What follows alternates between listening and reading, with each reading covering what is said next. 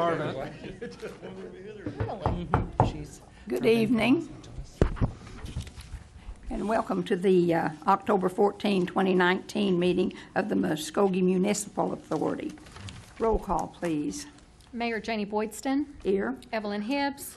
Dan Hall. Present. Marlon Coleman. Here. Jamie Stout. Here. Deputy Mayor Wayne Johnson. Here. Patrick Cale. Here. Ivory Van. Here. Derek Reed. Here. We're all here, and you've had time to look at the minutes of our September 9, 2019 meeting. Move for approval. Second. Any discussion? Roll call. Deputy Mayor Wayne Johnson. Yes. Evelyn Hibbs. Yes. Patrick Cale. Yes. Marlon Coleman. Yes. Ivory Van. Yes. Derek Reed. Yes. Dan Hall. Yes. Jamie Stout. Yes. Mayor Janie Boydston. Yes, the motion carries. Item 2.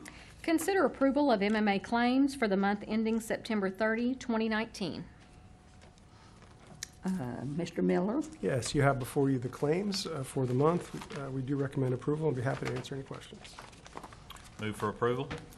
Second. Discussion? Roll call. Deputy Mayor Wayne Johnson. Yes. Evelyn Hibbs. Yes. Patrick Cale. Yes. Marlon Coleman. Yes. Ivory Van. Yes. Derek Reed. Yes. Dan Hall. Yes. Jamie Stout. Yes. Mayor Janie Boydston. Yes, and the motion carries. Then we will call to order the October 14, 2019 meeting of the Muskogee City Council. But before we start, let's all go down front and recognize the Muskogee Indigenous Peoples Day. Indigenous Peoples Day. Yes. And we will ask to join us Mr. Mike Dobbins from the Cherokee Nation. I might have needed the glasses.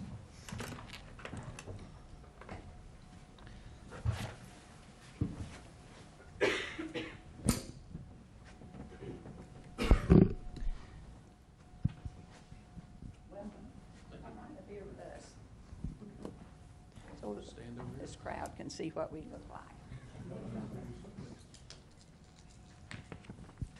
As you all will probably remember, last November, this city council passed a resolution declaring the second Monday in October to be Indigenous Peoples Day in Muskogee. Since today is the second Monday in October, I'd like to take this opportunity to read some of that resolution. I'll need my glasses for that. Yes.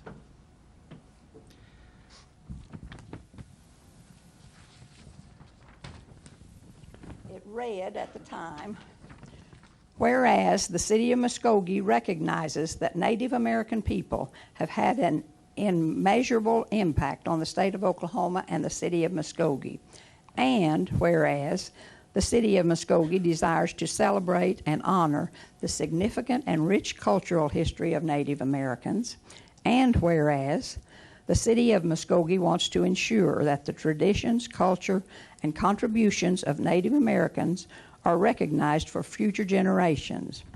And whereas the city of Muskogee believes that working together with tribal nation leaders, schools, and other governmental entities will ensure that future generations of both Native and non-Native people will appreciate the rich history and substantial contributions made by Native people to both our community and society as a whole.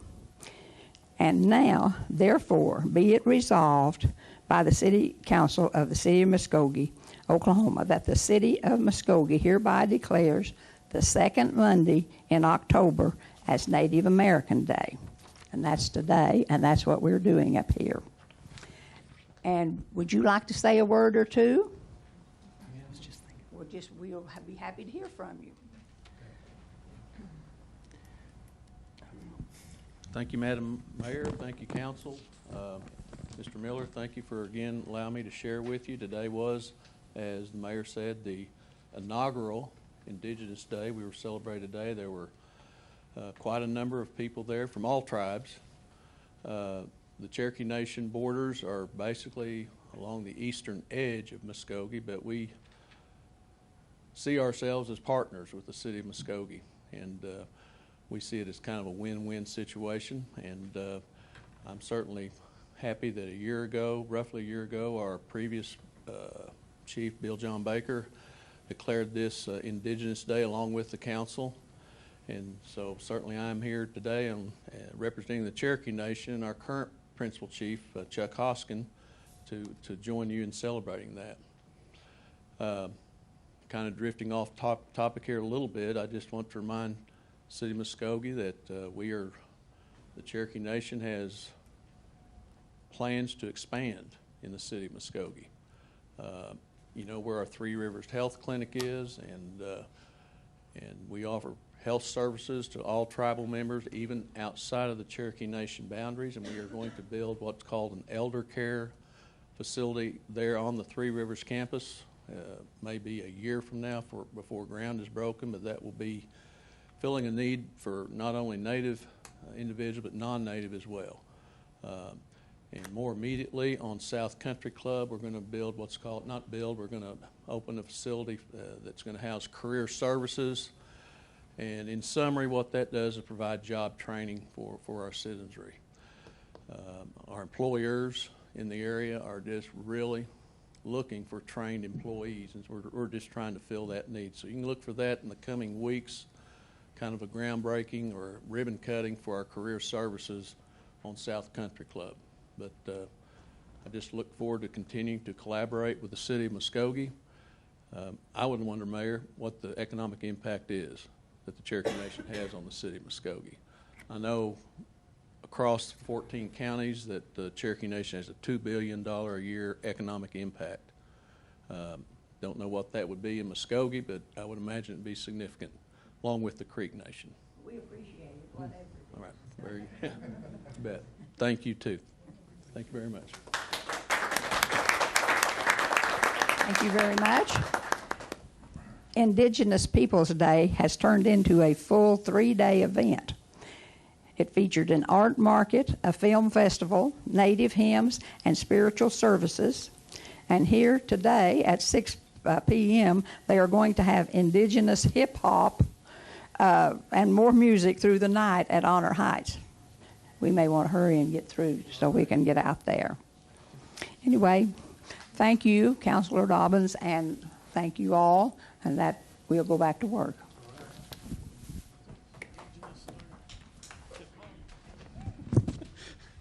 Oh, that's the wrong direction.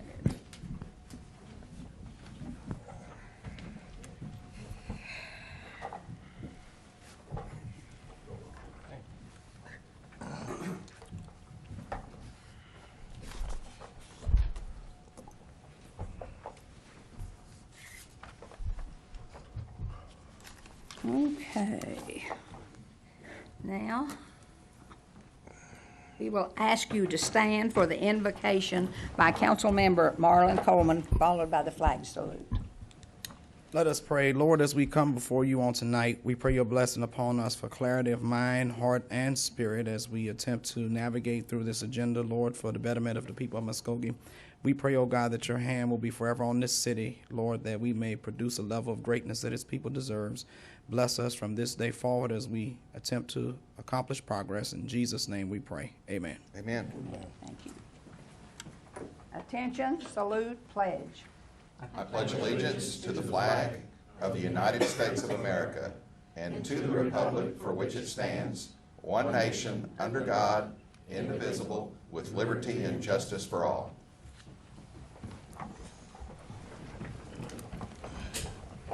Roll call, please. Mayor Janie Boydston, Here. Evelyn Hibbs. Dan Hall. Here. Marlon Coleman. Here. Jamie Stout. Here. Deputy Mayor Wayne Johnson. Here. Patrick Kale. Here. Ivory Van. Here. Derek Reed. Here.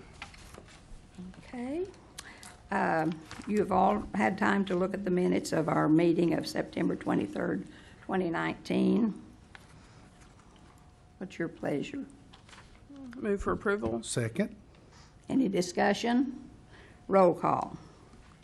Deputy Mayor Wayne Johnson. Yes. Evelyn Hibbs. Yes. Patrick Kale. Yes. Marlon Coleman. Yes. Ivory Van. Yes. Derek Reed. Yes. Dan Hall. Yes. Jamie Stout. Yes. Mayor Janie Boydston.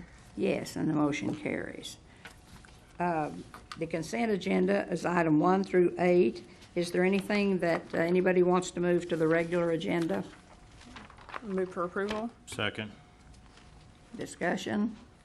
Roll call. Deputy Mayor Wayne Johnson. Yes. Evelyn Hibbs. Yes. Patrick Kell. Yes. Marlon Coleman. Yes. Ivory Van. Yes. Derek Reed. Yes. Dan Hall. Yes. Jamie Stout. Yes. Mayor Janie Boydston. Yes, and the motion carries. Item 9. Consider approval of ordinance number 4079A, amending the City of Muskogee Code of Ordinances, Chapter 2, Administration, Article 4, Budget, amending Section 2-551, Definitions by modifying terms, amending Section 2-552, Restricted Budgeted Funds by providing for reserve account growth strategy, providing for repealer, severability, and setting an effective date, or take other necessary action. Mr. Miller. Yes, thank you, Mayor and members of council. What we have before you is, what I've passed out is a simplified document. It's the same one, but it clarifies by underlining only the new information that is being proposed.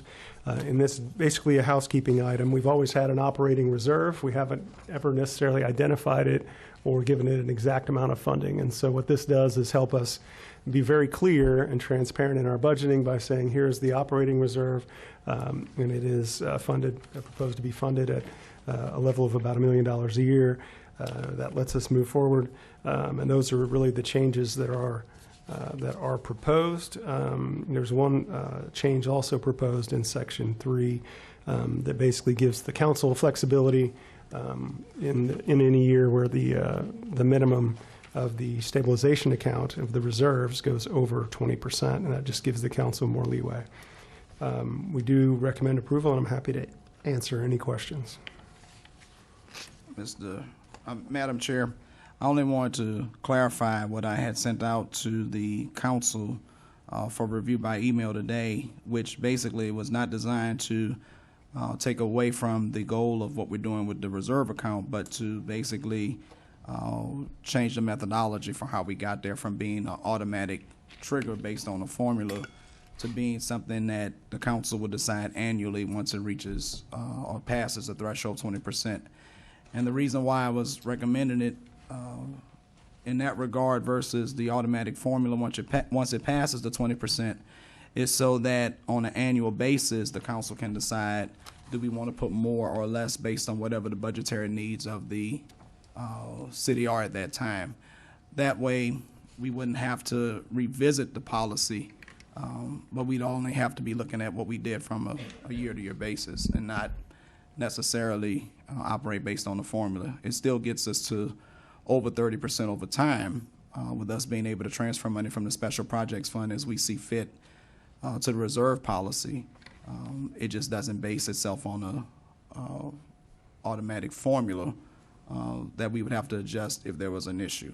And so that was all I was attempting to do with the email transmittal that I sent to everybody today, and hoping that we can consider that as an option as well. Thank you for that. In receiving your email option today, I wasn't in favor of that proposal at all. The other evening, I commended the council and I commended staff, and I truly meant it, on how impressed I was with their forward thinking on budgeting and being prepared. I don't know, many people at home can relate to this, but there have been times in my life where I might have budgeted retirement items straight out of my check. I got paid, money went over to this savings account, the rest of it went to my bank account and I spent it. At times when I said, well, I'll make that decision every week. I don't know how it happened or why it happened, but I never saved any money into my retirement or savings account at those times. I'm sure many of you are different, but that's not what happened to me. I'm going to put my Johnny Carson hat on, my Swami hat. And I'm going to imagine 2 years from now, no more than 3, could be in the next 8 months, there's going to be a recession. There's not maybe, there's not if, but when. When is it? This is now the longest U.S. economic expansion in history. It's ending soon. The actions that this council took earlier are so important into items like this. In 2009, many cities, and I did some research today, had economic downturn sales tax receipts that were so low, it really, really hurt them. It affects employees, it affects the way you run your city, it really affects things.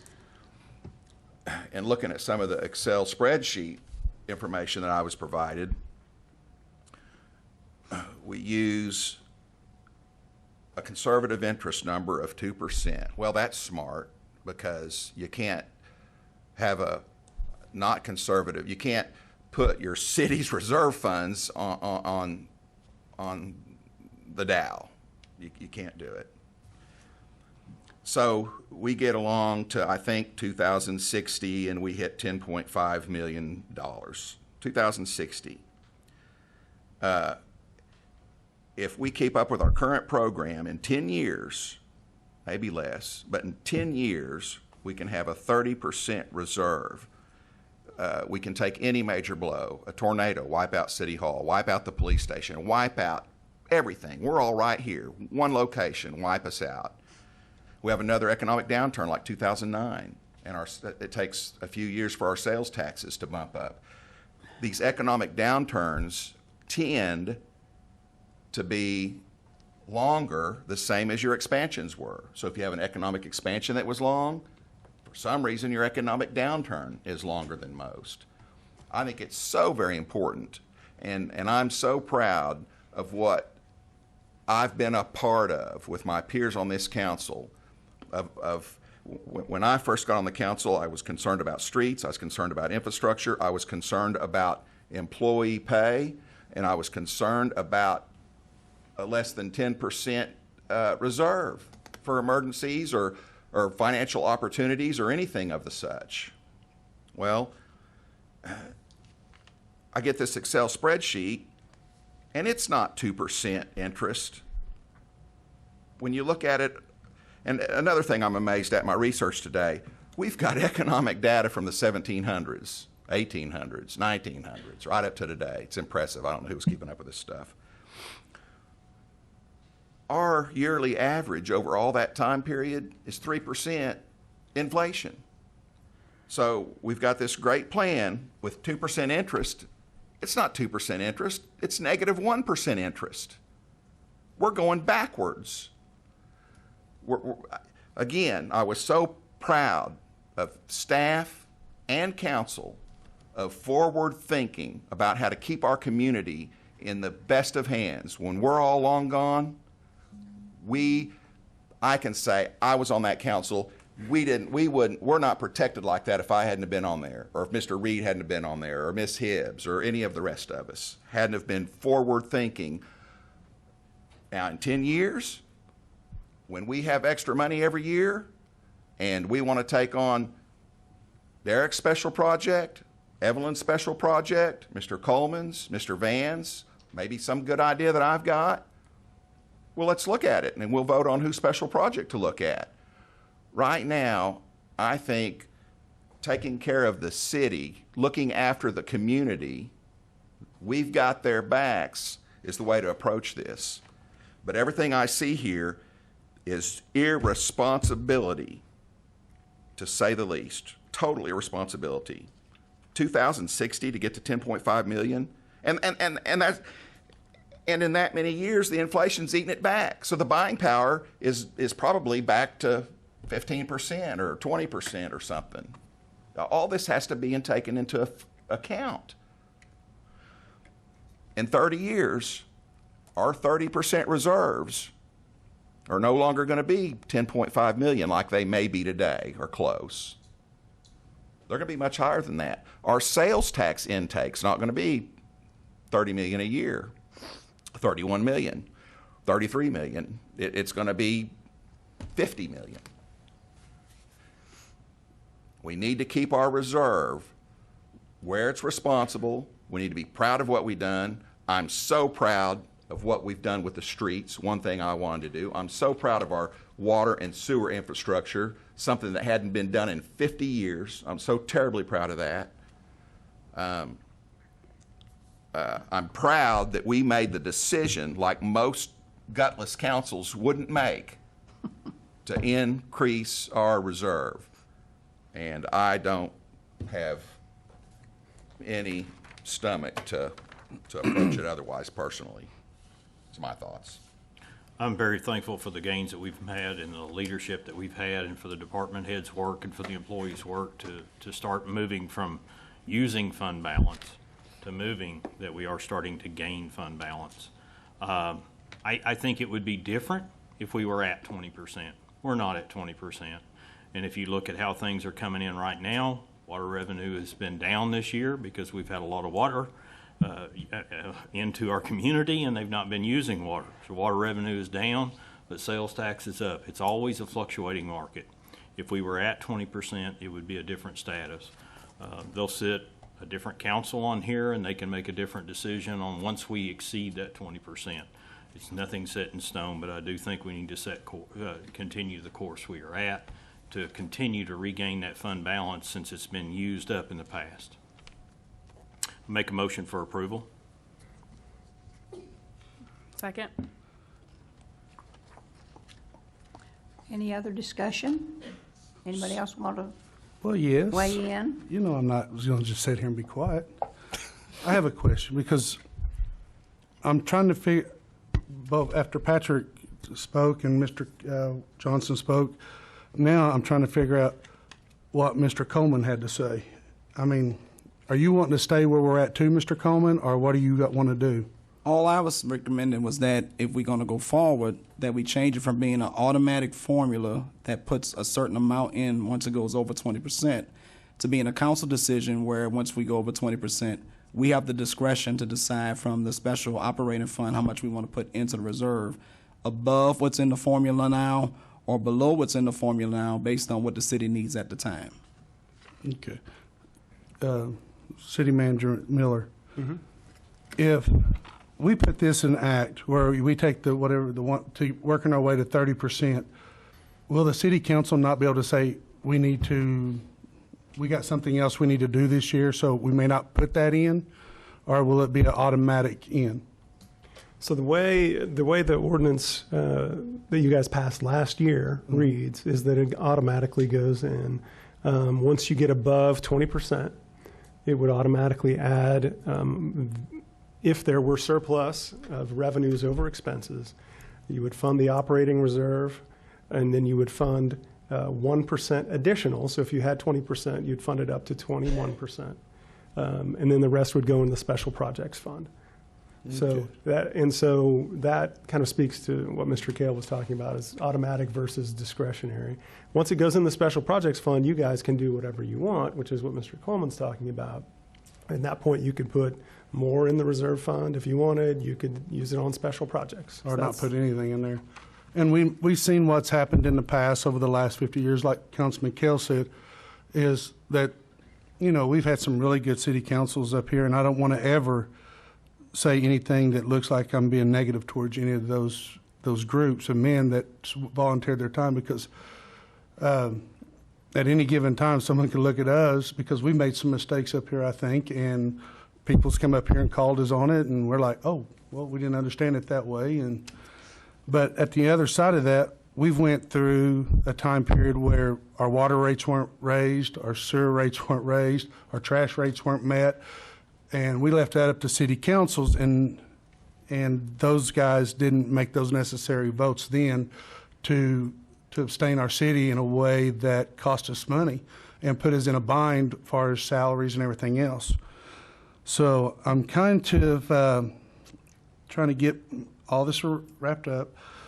My other question will be, if we do this, will it affect the current employee status that we have right now, the number of employees or anything? Will we have to cut employees to reach this 1%? No, this is always money that comes at the end of the year. So if we have money that comes in every year, we finish the fiscal year. If we spend more money than we take in, that's bad news. We did that for a while. Yes. in that particular instance. The last few years, we're making sure we budget conservatively, so we're spending less than we take in. And this only speaks to what we have left at the end of the year. So it doesn't have anything to, and it's for, a special project fund is for one-time expenditures, not for staff.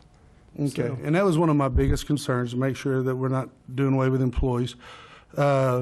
And pardon me, let me clarify that one more time. If we're talking about what Mr. Kale was talking about, there may be years where we have very little, where we break even, or if there's a big downturn in revenue where we have to decide among the council to use some of that reserve to pay ongoing expenses. So that's, we can't take it for granted that we'll always have more revenue than expenses, because we don't know the future. That's why it's important to have a reserve. I understand that. And you know, what I think was really great too, this council made a great decision this year with one of the special projects that we turned money in the right direction. It was back to employees too. And that was one of the special projects. Well, and when we first got on here, we saw that there was some issues with some of those rates and stuff, and we changed that. And then this is another one of those steps. And I think this city council that we have in place right now prides itself on moving our city forward and trying to make sure that we leave it in a better situation than we found it, and to find a way to fund everything. So, okay, I appreciate y'all answering my questions and me getting to ask you some questions. One of these days, they'll be looking back, and our city manager will go, you know, back on the Hall, Coleman days, now those were the good old days. Oh, Lord. And let me be clear that Councilman Kell. let me be clear that the addendum that I proposed does not say that we don't have a reserve policy. That's correct. That would be irresponsible to make that assumption. And so we want to be clear that what we're doing is being certain that we were trying to look at how we changed the formula for how we got there, not that we didn't get there at all. And for more clarity among the council, we need to be clear that at the trajectory that we're set at now, it is likely that in this fiscal year, from what we were told on last meeting, that we could get to 20% in this fiscal year. And so that's something to be considered also. Well, it's kind of one of those things, if it's not us, then who? So we got to take care of business. Just one thing, I happen to think that 20%, from what I looked at today, all over the country, 25% seems to be the number. I did forward to our manager and our attorney a study done by the city of Colorado Springs, Boulder, somebody. Talk about an in-depth study on reserves, and it must have been 52 pages long. Now, I'm not going to submit here in front of Mr. Hall or Mr. Reed that we do a study and spend a bunch of money trying to figure this out. I think we can do it without it. But if anyone of you would like to see what all thought process goes into a reserve and what all legitimate items there are to think about, and economic downturns, and maybe a certain infrastructure of the community fall down or what have you, and they have to redo it.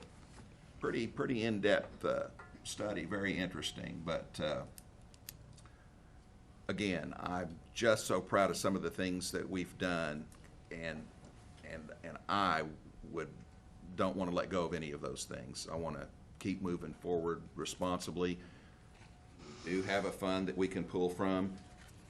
I'm not going to get to quote-unquote benefit it from a great idea that I've got, but 10 years from now, there's going to be some people with a little bit of money, discretionary money, be able to pick up some good projects.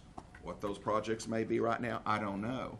But they'll be able to pick up on some good projects, some of these council leaders at the time, and they'll have 30%, 25%, whatever is responsible reserve, financial reserve.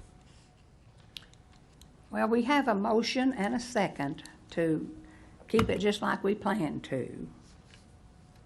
And so I think probably, unless you all have something else you want to say, that we ought to go ahead and vote. Anything? No, ma'am. Roll call. Deputy Mayor Wayne Johnson. Yes.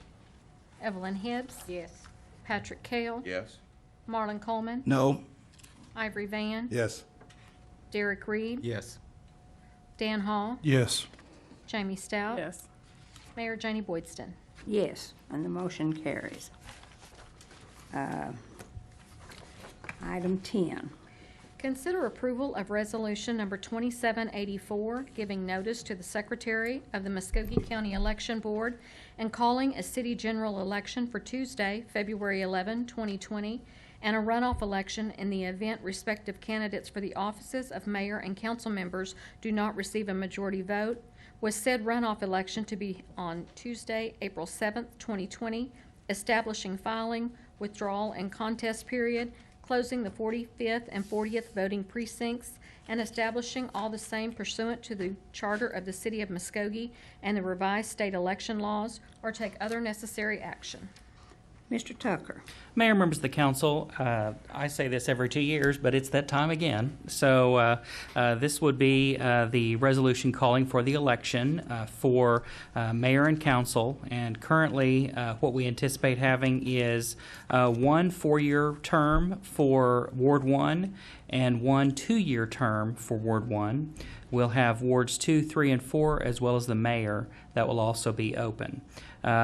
This resolution would call the election for February 11th, 2020, with the runoff for April 7th, 2020. Those who were in contested races would take office on April 14th, 2020. We have adjusted the filing period for candidates for election. Under the charter, it is always on Veterans Day, and so we end up having to make that modification as we are doing again this year. So rather than the filing period beginning on Monday, November 11th, the filing period will begin on November 12th, which is Tuesday, and will run through that Thursday, November 14th. On Friday the 15th will be the deadline to withdraw, and will also be the deadline to file any contests of candidacy.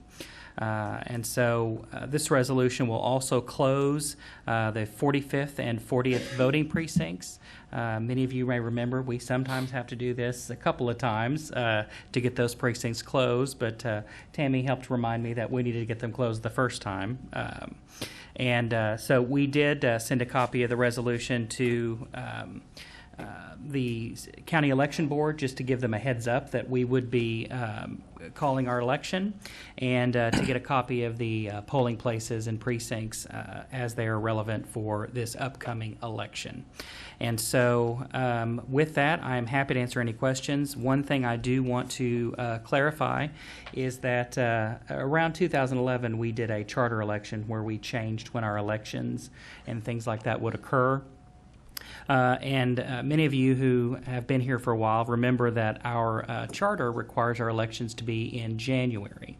Well, about 2014 and again on 2016, 2014 and then 2015, the state election law changed, which said that any counties who handle elections for municipalities only have to do it within certain months.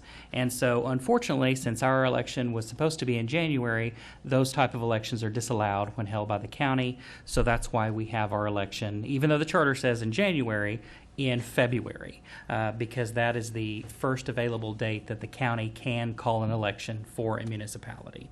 And so, other than that, the runoff also was in the charter for March, but you can't have March elections either, so that's why that's moved in April. And so just want to clarify those things in case you've got someone who's looking at the charter and saying, wait a minute, they didn't get the dates right. Well, we have had to address this at every election since the charter was amended back in 2011. So anyway, wanted just to bring that up to let you all know. Some of you may remember prior elections have fallen on Valentine's Day, and so it was always take your sweetie and go vote. So this one is actually before Valentine's Day, so I don't know what fun time we'll have with that. But anyway, happy to answer any questions, but I do recommend approval. Move for approval. Second. Any discussion? Roll call. Deputy Mayor Wayne Johnson. Yes. Evelyn Hibbs. Patrick Kale. Yes. Marlon Coleman. Yes. Ivory Van. Yes. Derek Reed. Yes. Dan Hall. Yes. Jamie Stout. Yes. Mayor Janie Boydston. Yes, and the motion carries. Item 11. Discuss and take action to direct staff as part of its study of juvenile justice methods in the municipal court to incorporate possible expansion of the Community Intervention Center, as well as research potential funding sources for the same.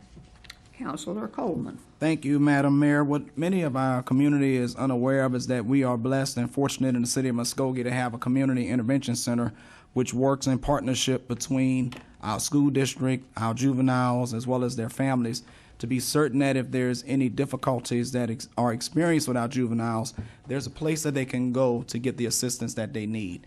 And one of the areas that we see within the community CIC area that is lacking is actually having an assigned counselor available. And what we need to try to do on tonight is recommend to staff that we would explore possible funding opportunities to expand the Community Intervention Center so that they can recruit a counselor. And what that counselor would do, for example, would be to review and develop intake sheets and protocols. So as those young people pass through the system, an assigned counselor within CIC could actually work with those that are either assigning the young people to CIC or with the young person themselves to get the information that's needed to develop a plan that'll help that young person so that they don't have to be a frequent attendee.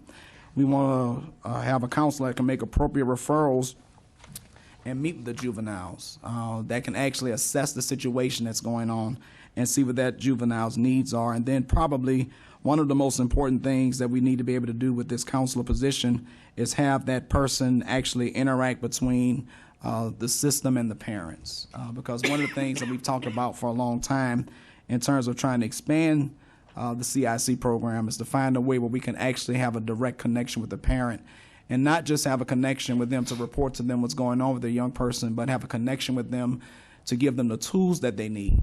Because I do believe that while we have some parents that may not be accessible, we do have some parents that if we do access them, that they'd appreciate the assistance in trying to do what they can to help their young people.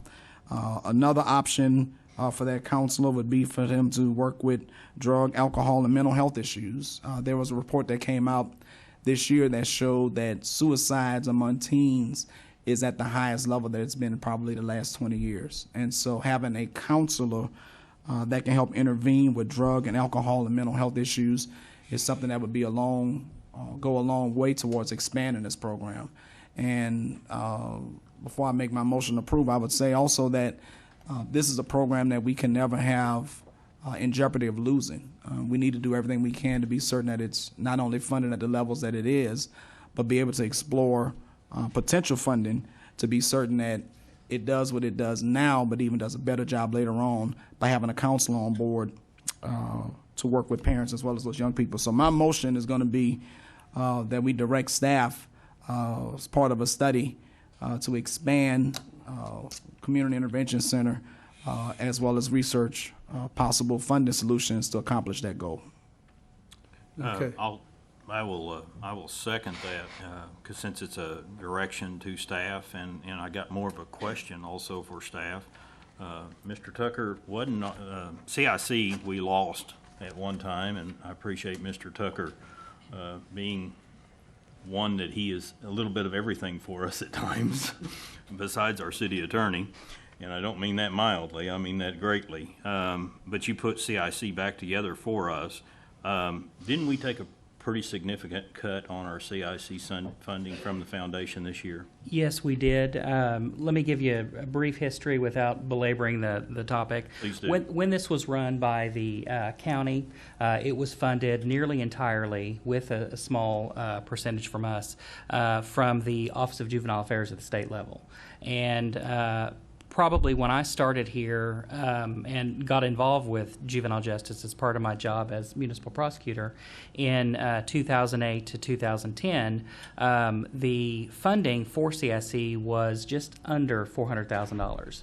It was about $320,000 from OJA, and then the city always provided $70,000 as a match, and then the sheriff's office put in some funding as well, including allowing them to have the space. As time progressed and funding with the state began to dry up, the lowest amount, I believe, that the state funded was about $180,000. Now we still the city put in our $70,000, and so it was operated for about $250,000, give or take 10 or 20,000. And then when all of the funding dried up is when we wrote for our grant with the City of Muskogee Foundation, and we estimated that it was going to be about 210 for us to do that, and that was a match from the city and from the City of Muskogee Foundation. As time has progressed, the funding has reduced, and then this year we were cut to a flat $100,000 from the foundation. They did allow us to carry over our money from the prior fiscal year, which they don't always do because of the significant cut, and so that put us at about $120,000, and then with the city's match, we're up at about $135,000 for running the program. So as you can imagine, we've had to cut the hours of operation, and so when we originally started operating the program, it was 8 a.m. to 1 a.m. Monday through Thursday, and then Friday, Saturday, and Sunday, it was 24 hours. And so we have now cut the overnight program, and so it is just now 7 days a week, 8 a.m. to 1 a.m. Additionally, we did lose our director who was serving, and so in a method to try to keep everything going but saving money, what we did was assign that task to one of my employees, Dakota Jones, who was our safety manager, who also served as our director for CIC, who was in charge of scheduling and making sure everything went out without a hitch, but any major problems, of course, I handled. And now with him leaving, we are looking for maybe some other alternative, and maybe that is through having a counselor. Because as we have met with the Office of Juvenile Affairs as part of our credentialing, they have asked us to spend more dollars and to spend more time in verifying during our intake process and conversations drug and alcohol and mental health issues. Because when a juvenile is brought into the CIC, they're usually by police officer or campus police based on some misdemeanor charge. At the time they come in, they're interviewed, and there is a questionnaire that has been provided from the state, who is our licensing agency, to ask questions that relate to drug and alcohol addiction, mental health issues, suicidal tendencies, depression, and emotional and physical abuse at home. And then once we receive that information, if you have a juvenile who indicates positively on one of those questions, then we make the appropriate referral. Now, sometimes not every referral leads to something that was actually happening. Sometimes you have angry kids who come in and want to blame somebody. And so, but our staff currently are not trained to fully vet who has a drug and alcohol problem, a mental health issue, or is suffering from abuse at home. And so someone who is at a counselor level would have those skills and be able to do that, and to be able to determine what danger that those juveniles are in. If it's an issue, as Counselor Coleman said, that is something that is not against the parent, such as drug and alcohol issues, you'd want that counselor to liaise with that those parents so that they know and to be aware of some of the issues that their child is facing. Of course, that same thing would not happen if we were looking at emotional or physical abuse. In that, the parent wouldn't be involved. We'd simply make a referral to DHS and the appropriate law enforcement agency. But those are very limited circumstances in that we don't have many who come in with, fortunately, physical or emotional abuse. But we do have quite a few who indicate drug and alcohol, skipping school, things like that, that mom and dad do need to be aware of. And having someone who is a licensed social worker or has some level of skills to relate to that would certainly be helpful. Now, I am happy to say that based upon our minimal contact, but within the parameters that we're given, in looking at a historic perspective of the kids that are coming into CIC, it looks like our numbers are slowly decreasing. So we hope that that is as a result of some of the referrals that we're catching from the kids that are put in our care. But obviously, we'd love that to be zero. And so any efforts that we can take to help to continue that decline occur even faster is going to be beneficial for the community as a whole. So obviously my office is supportive of that and will do whatever is directed by the council. I really appreciate your insight. I knew some of the history on the CIC because we've had to struggle for funding to keep that program, but it's so essential to the schools and to the law enforcement where they can be out on the street. So thank you very much, Mr. Tucker. You're welcome. I have a couple small questions to clean up my thoughts. This study, is it going to be done in-house and not cost us any money? Yes. Then, okay, I'm good with that one, because you know how I'm all about studies. Not. The other thing I have to ask, this liaison that you're requesting for, cost, because I know that we struggle to get money for our CIC program. Is it going to be a staffed position, 8 hours a day, 16 hours a day, or is it going to be on call, like through one of the mental health agencies? How's that going to function? And that's one of the things that we're actually going to be looking into when we develop that. We're going to look at what our needs are based upon our historical reporting. If it's someone who is going to be full-time only at the CIC and that's their whole job, then that's going to cost us anywhere between $70,000 and $100,000. If it is someone that can be on a contractual basis, depending on what we determine that our needs are, obviously that can be significantly less, somewhere in the nature of $20,000 or $30,000. And so it'll be somewhere within that range, but until we actually get down to looking at what our needs are for the facility, then I think it'd be fair to say it would be anywhere between probably $30,000 and $100,000 is what we're looking at. Okay. I always like a liaison because they do take that extra step to talk to the parents and get them out there. I do like that. This program is more beneficial to our city and our school system than people know. It allows us to put a child somewhere that they're not running the streets and they're not sitting in a chair in the middle of a police station for 2 or 3 hours waiting on a parent. At least they're in somewhat of a nice, relaxed area sometimes, and it's a little bit less strenuous on the kid than I think sitting in those situations are. And Counselor Hall, as I know you know from firsthand experience, we do have occasions where juveniles are brought in and we don't have a parent or guardian to pick them up. Yes. And so then the issue becomes, how are we going to handle this juvenile since we're only legally able to keep them for 24 hours? And so we have to reach out to our partners. And as I'm sure you know, not all of this happens within the hours of 8 to 5. And so finding someone who is available to take custody, specifically from DHS or Juvenile Services, is more and more challenging. And so I think having someone with that level of skill will be able to help us identify what we think are potential problems much earlier in the day and to be able to handle those referrals much quicker. Okay.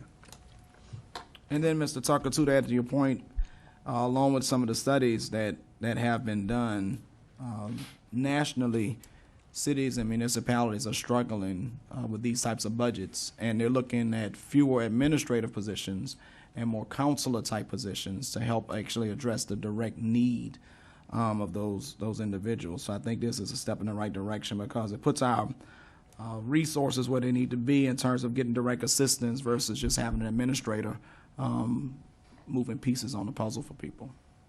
And I will tell you, to our defense, even though we did have an administrator, they also served as one of our workers too. Right. I So mean, we double did it. Yeah. So cities have had to do double Yeah. service, Yeah. double duties because we have had the financial inability to do what needed to be done in terms of counseling. We have a motion and a second. Is there any further discussion? It's been very recognized. Yes. It's been about probably a month ago. I went to juvenile court, and remember when Judge Smith was up here? I've been to juvenile court before, but it's just a little different than when I went the first time, and it just saddened my soul, my heart. Am I off base, Roy? No. Okay. It just saddened my heart that I got there at 4 o'clock. I got out of court at 6:30. You know what's a lot of cases come through there with young kids, 14 years old, on alcohol. It just, and the Judge Smith, she does all she can to keep this stuff off their records. It just was sad. You know, and the parents, those students would talk to the parents any kind of way. When I say any kind of way, they just talk to them any kind of way, act any kind of way, roll their eyes, and just, you know, it really upset me. You know, I wanted to take one of them, just go like that, which you know I couldn't. But you know, but it's just sad how our world has come. It's just sad how parents and kids just don't have respect for their parents anymore in my generation. So I just thought I'd just mention that to y'all, that I did go and I did spend from 4 o'clock to 6:30 in Judge Smith's court, in the municipal court. And like I say, I learned a lot. And they got a program over there. I forgot the exact name of the program, but the student can go to it. But the student has to volunteer to go to it. It can't be just put in this program. I thought that was sad. But I cannot think, I forgot the name of the program. But, you know. But I'll turn the floor back over to you, Ms. Mayor. I would say one other thing. Since CIC and the municipal court work very closely together, one of the things that we would be looking at is having that counselor go to municipal court for being an on-site referral as well. Anything further? Roll call. Deputy Mayor Wayne Johnson. Yes. Evelyn Hibbs. Yes. Patrick Kale. Yes. Marlon Coleman. Yes. Ivory Van. Yes. Derek Reed. Yes. Dan Hall. Yes. Jamie Stout. Yes. Mayor Janie Boydston. Yes, and the motion carries. Item 12. Discuss current city seal and possible creation of City of Muskogee flag and provide direction to staff or take other necessary action. Councilor Stout. Yes. I got an email from one of our residents about us creating a city flag, kind of similar to how Tulsa recently has done theirs. They did it out as an art contest to the community and had different members of the community submit designs and then put it out and let the community vote on it. And so in talking with Mr. Miller, we were talking, and he even brought up about us even turning that into not only a city flag, but also maybe updating our city seal, because to my last knowledge, we hadn't been able to find any history of the current seal or anything. So just wanted to get thoughts of what you guys thought about doing some type of city flag and possibly turning around and then using that as our new city seal. So, Mr. Miller, do you have anything to add to? No, you've actually accurately described our conversation. Change is always an issue. So us even talking about it, we'll probably find out how we got this seal. But we from people that have worked on it before, and we do appreciate how it came to be right now. And so we want to better understand that. And the idea is, this is the representation that we put forward. We don't have a city flag, and if we think that's something that's worthwhile, we can spend staff time on it, or work on coming up with a community contest or something along those lines. But we needed to run that by you guys. I would kind of like the city, if we're going to try to do this, I would rather the city, us to have an art contest to see if we could get some of our awesome artists throughout our city to come up with something. I'm not very artistic. Councilman Kell maybe, he's a little bit more resound than I am. But it's just one of those things that kind of going to have to rechange their floor if that happens. But the thing is, though, is I'm for anything. We're trying to rescope our city. We're trying to move it forward. I'm kind of in favor of it.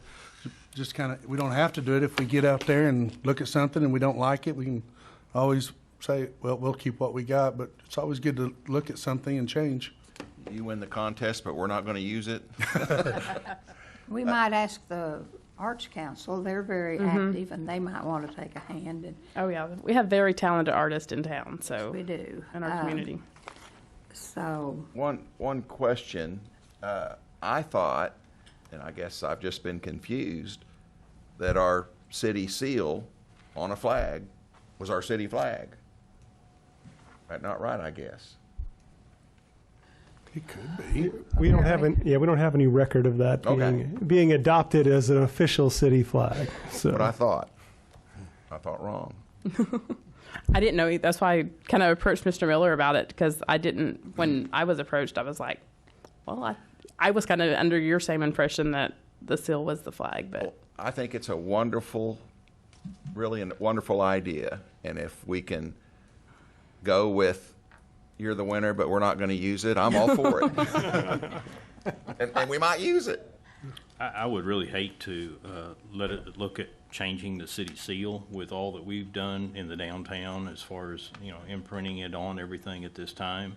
But I think a city flag would be appropriate. But I think with all the investment that's been made in the downtown with the city seal and how it's placed on so many things, it'd be quite an investment. And it also is, a big cost on, printing and changing everything on stationery and everything related to it.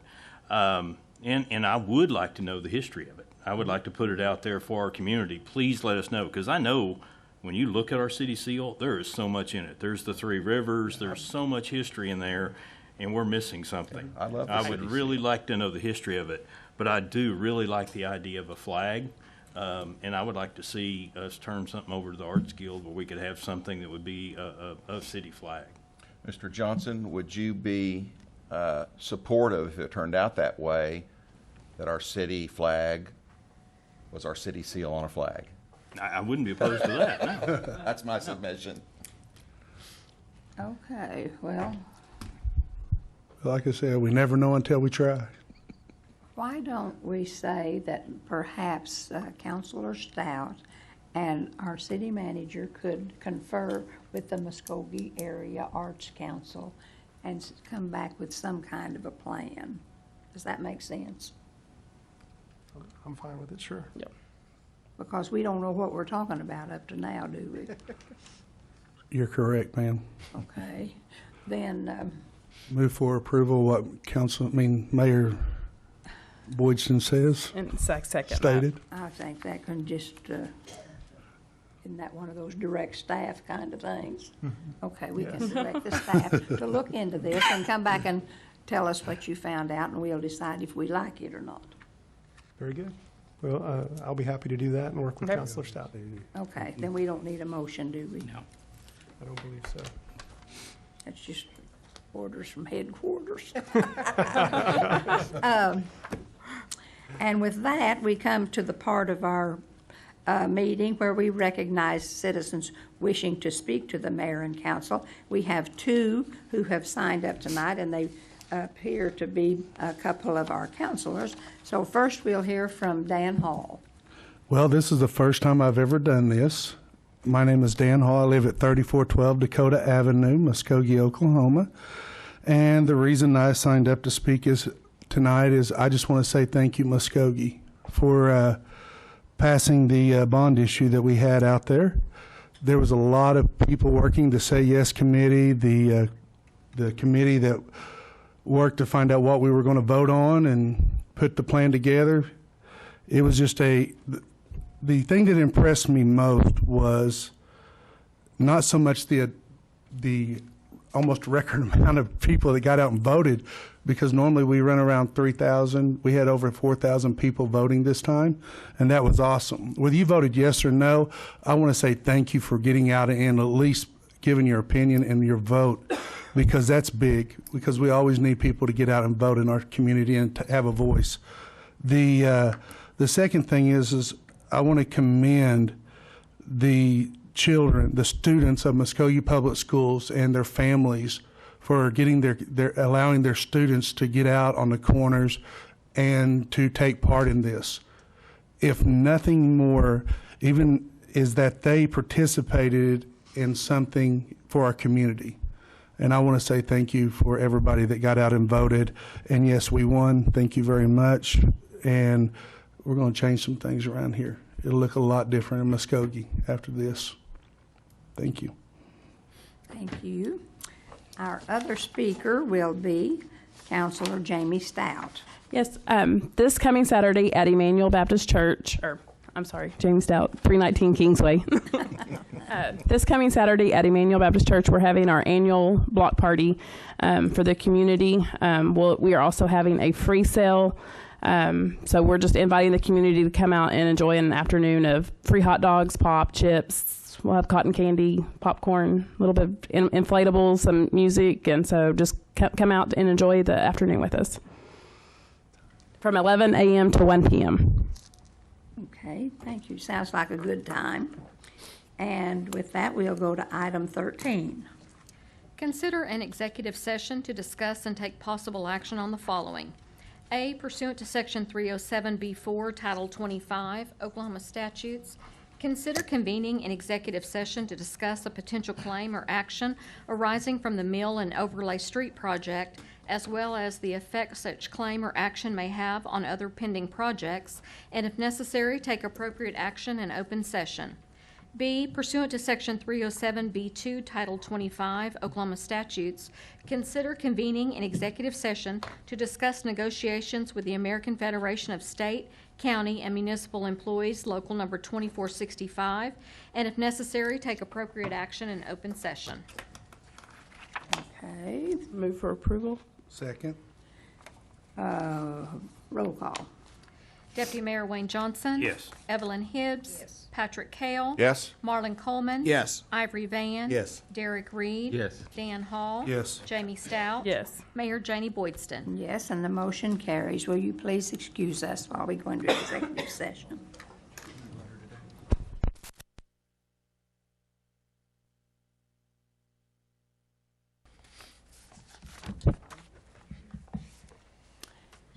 Welcome back. Roll call, please.